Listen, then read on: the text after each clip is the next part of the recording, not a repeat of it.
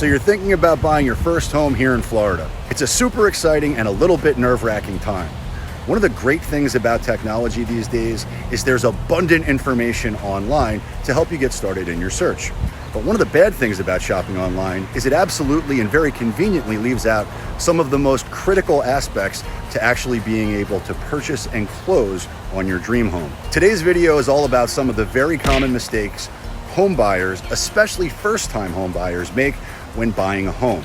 We've helped hundreds of families buy and sell homes here in South Florida over the last couple years, and we absolutely love it. We will ensure you know everything that there is to know up front so that you don't miss out on the opportunity to actually purchase your dream home. As a 40-year South Florida resident, we know all of the best places to fit your desired lifestyle and budget. Boom! Boom, we're live. It's Chris Igo Home Group, powered by RE/MAX Direct, and I am your local South Florida realtor.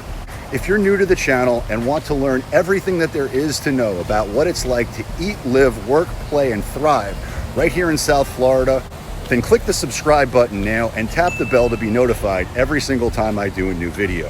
If you've got any questions or content requests, please leave them in the comments down below and I'll be happy to answer them.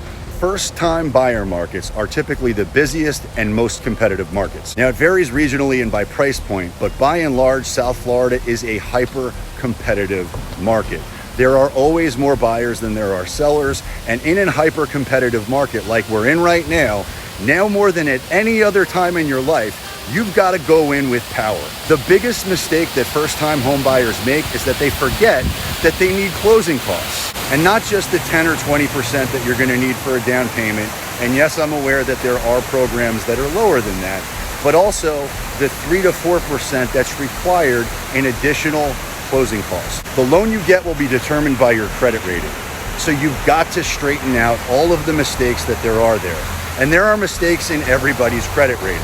So you should be very familiar with it and straighten it out before you go and apply for a loan. And speaking of home buyers, check this out. Somebody else is moving to South Florida. The emotional mistake that so many first-time buyers make is that they fall in love with the home instead of the block and the neighborhood, because that's what's going to really drive the value of the house. And it's not just the specific home. It's going to be 85% determined by the block in the subdivision that you're living in.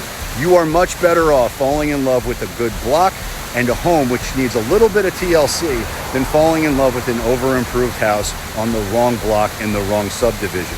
The one thing that you have to do before you even go shopping for your first home is you've got to go and get qualified with a trusted lender. This way you know you've got your financing or your cash in your pocket, and the beauty to that is when you go out in this fiercely competitive market where you're trying to knock the other guy out of a bidding war, that you've got all your ducks in a row and you can actually go out there and win the bid on your dream home.